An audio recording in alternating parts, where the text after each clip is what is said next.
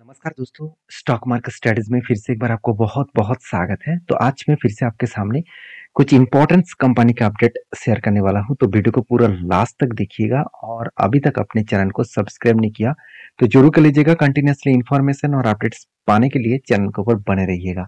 तो चलो देख लेते हैं कौन सा कंपनी है इस वीडियो के अंदर। फर्स्ट जो कंपनी है जिसके बारे में चर्चा करूँ उसका नाम है आईडीबीआई बैंक। देखिए, बहुत सारे लोगों ने मुझे कमेंट्स किया, सर आईडीबीआई बैंक एक्चुअली कौन सा बैंक है, प्राइवेट बैंक है कि गवर्नमेंट बैंक है। देखिए, बेसिकली अगर मैं पेयर ऑप्शन में जाऊँ तो यहाँ पे मुझे एक चीज देखने को मिला, बैंक और वो भी प्राइवेट बैंक के सेक्टर में इसका नाम देखने को मिलेगा और टॉप 6 रैंकिंग में इसका नाम देखने को मिल जाएगा क्योंकि कंपनी कोई छोटा मोटा कंपनी है। अराउंड 98,000 करोड़ के आसपास मार्केट कैप है, अराउंड 1 लाख करोड़ के आसपास बोल सकते हैं। तो इतना सा कंपनी है। और सबसे इंपॉर्टेंट पॉइंट क्या है, इस कंपनी की खासियत क्या है, मैं आपको बता दूं कि आईडीबीआई बैंक जो है, इस आईडीबीआई बैंक के ऊपर एक पॉइंट्स पॉजिटिव पॉइंट्स मैं आपको बता दूं कि इस बैंक के ऊपर जो सबसे ज्यादा हिस्सेदारी है वो किसके पास है, वो है डीएस के पास। और डीएस सॉरी प्रोमोटर के पास। तो प्रोमोटर कौन है, प्रोमोटर के पास अराउंड 94% होल्डिंग्स है। मतलब पूरा का पूरा प्रोमोटर के पास ही तो होल्डिंग्स है। और इनमें से लाइफ इंश्योरेंस कॉर्पोरेशन के पास 49% और प्रेसिडेंट ऑफ इंडिया के पास 45%। तो एक अच्छा खासा यहाँ पे इन्वेस्टमेंट कंपनी के ऊपर करके रखे है गवर्नमेंट ने।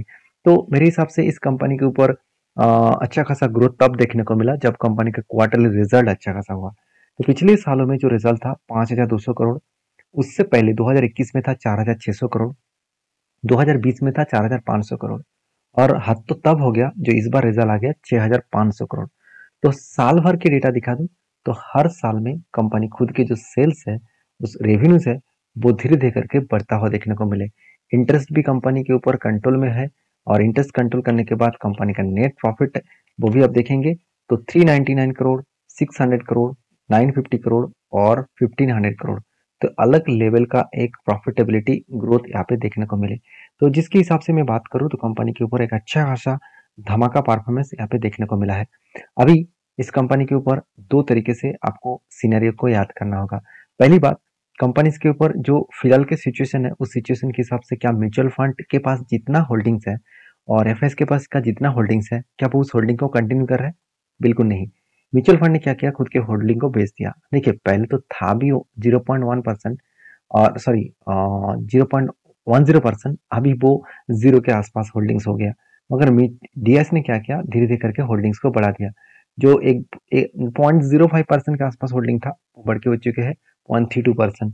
मुझे इस बात के ऊपर बहुत सारे कमेंट्स पूछा गया कि सर इंस्टीट्यूशन के पास होल्डिंग ज्यादा क्यों नहीं है, क्योंकि प्रोमोटर ने माल नहीं बेचा। जब प्रोमोटर खुद माल बेचेंगे तब इस होल्डिंग को ऑब्वियसली इंस्टीट्यूशन खरीदारी करेंगे। तो इस बात को आपको याद रखना है। बाकी इस कंपनी के ऊपर जो टेक्निकली चार्ट पैटर्न्स बना, तो जिसके ऊपर मैं ट्रेल लिया था, अभी तक टारगेट अचीव नहीं हुआ, तो फाइनली यहाँ पे क्या बना, कप विद 100 पैटर्न्स बना और ब्रेकआउट हुआ। बहुत दिनों तक इस रेंज के ऊपर कंपनी टाइम बिताया। तो देखिए, कभी कभी होता क्या है, जब भी कोई कंपनीज के ऊपर ब्रेकआउट होता है, ब्रेकआउट होने के बाद वो नीचे रिटेस्ट करके उसी लेवल में कुछ टाइम बिताता है। इसका मतलब एक देखिए बॉक्स रेंज यहाँ पे क्रिएट हुआ। इसी रेंज के ऊपर मैं फिर से एक बार आपको दिखा देता हूँ। यहाँ पे एक बॉक्स रेंज क्रिएट हुआ, उसी के अंदर बहुत टाइम बिता, फाइनली एक हाई वॉल्यूम के साथ यहाँ पे ब्रेकआउट किया। अभी देखिए धीरे धीरे करके वो टारगेट के नजदीक जा रहा है। तो इसका मतलब आपको पेशेंट के साथ बने रहना होगा, तभी आपको फायदा मिलेगा। अगर आप सोच रहे हैं कि चलो कुछ भी हो, इस कंपनी के ऊपर अभी ट्रेड ले लेता हूँ, कोई भी पैटर्न्स बने ना बने, और ट्रेड लेने के बाद इतना टाइम बिताए और आपको लगा कि चलो कंपनी बेकार, कंपनी के ऊपर मैंने इन्वेस्ट कर दिया तो मैं एग्जिट कर लेता हूँ, तो इस तरीके से करेंगे तो कभी भी आपको प्रॉफिट नहीं मिलेगा। अगर आपको कंपनी के ऊपर भरोसा है, कंपनी का परफॉर्मेंस अगर आपने सही तरीके एनालिसिस किया है, तो वो आज नहीं तो कल आपको प्रॉफिट जरूर देगा। बाकी आपके क्या ओपिनियन है जरूर कमेंट्स करना। नेक्स्ट जो कंपनी उसका नाम है राजेश एक्सपोर्ट। देखिए, इस कंपनी के ऊपर मैं पिछले दिनों में एक वीडियो बना के शेयर किया था कि कंपनी जिस रेंज के ऊपर कंपनी इंतजार कर रहा है, जहां पे कंपनी एक रेंज क्रिएट किया है, उसी रेंज को वो ब्रेक नहीं, वो ब्रेक डाउन करना चाहते हैं। तो बार बार वो डाउन साइड में ट्रेड करना चाहते हैं और फाइनली इस लेवल को वो रिटेस्ट किए, नीचे आए, ऊपर गया, फिर से वो नीचे आने की कोशिश कर रहे हैं।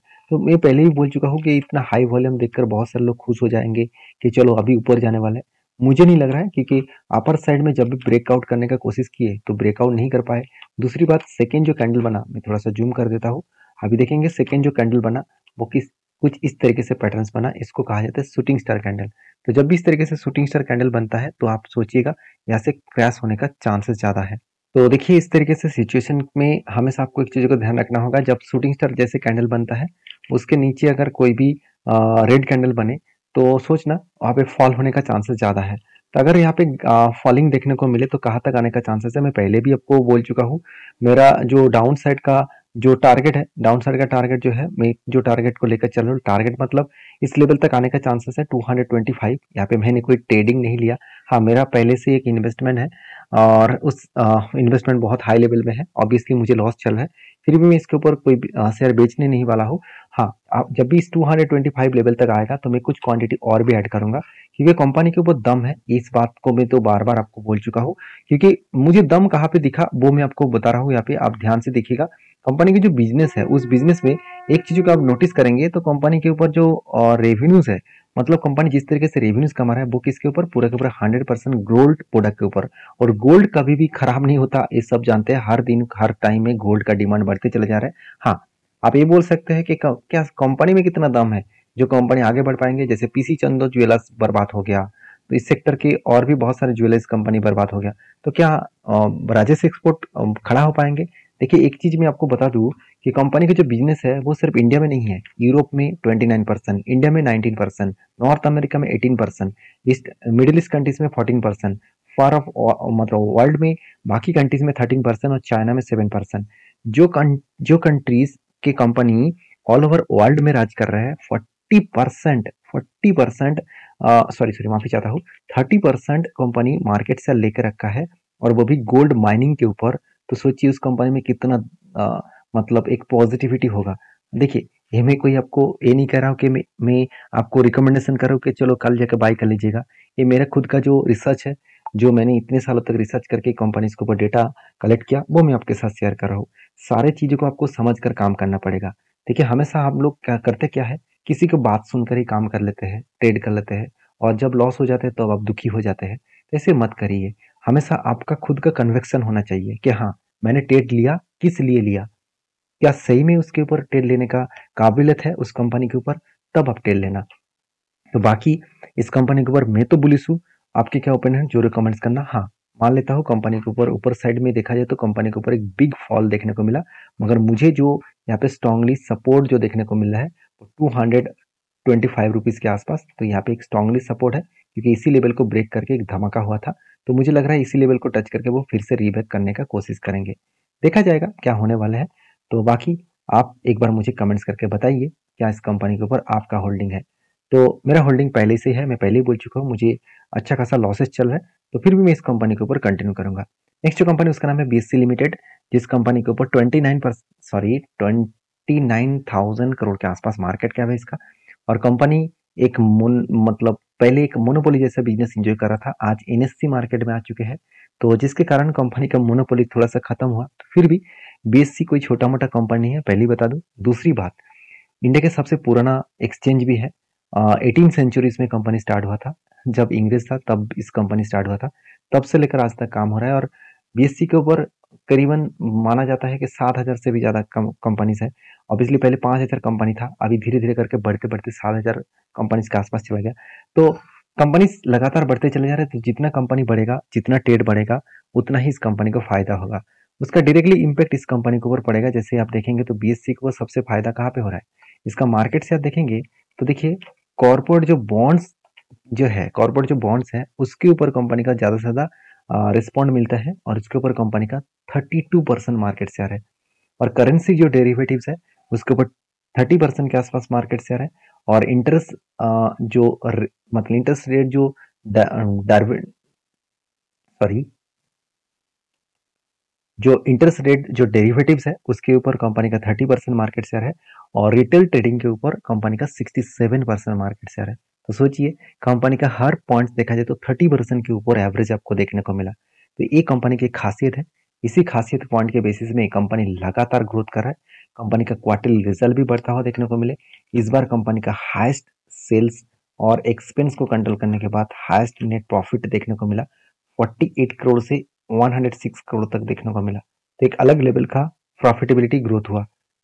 तो अभी देखिए इस कंपनी के ऊपर मैंने एक ट्रेड लेने का डिसीजन तो जरूर लिया, मगर ट्रेड अभी तक बना नहीं। जैसे कंपनी के ऊपर बहुत लंबा जर्नी होने के बाद यहाँ पे एक ट्रेड बना था, उसको मुझे टारगेट मिला, और उसके बाद लंबा जर्नी होने के बाद कंपनी के ऊपर यहाँ पे देख सकते हैं एक पैटर्न क्रिएट हुआ। और वो पैटर्न्स के बारे में चर्चा करूँ तो यहाँ पे क्या बना, कप विथ हैंडल पैटर्न बना। तो कप विथ हैंडल पैटर्न तो बना, मगर यहाँ पे ब्रेकआउट नहीं हुआ, तो इसलिए मैं इंतजार कर रहा हूँ। जब मौका मिलेगा तो इसके ऊपर जरूर कुछ डिसीजन जरूर लूंगा। बाकी आपके क्या राय है इस कंपनी के ऊपर, कमेंट्स करना।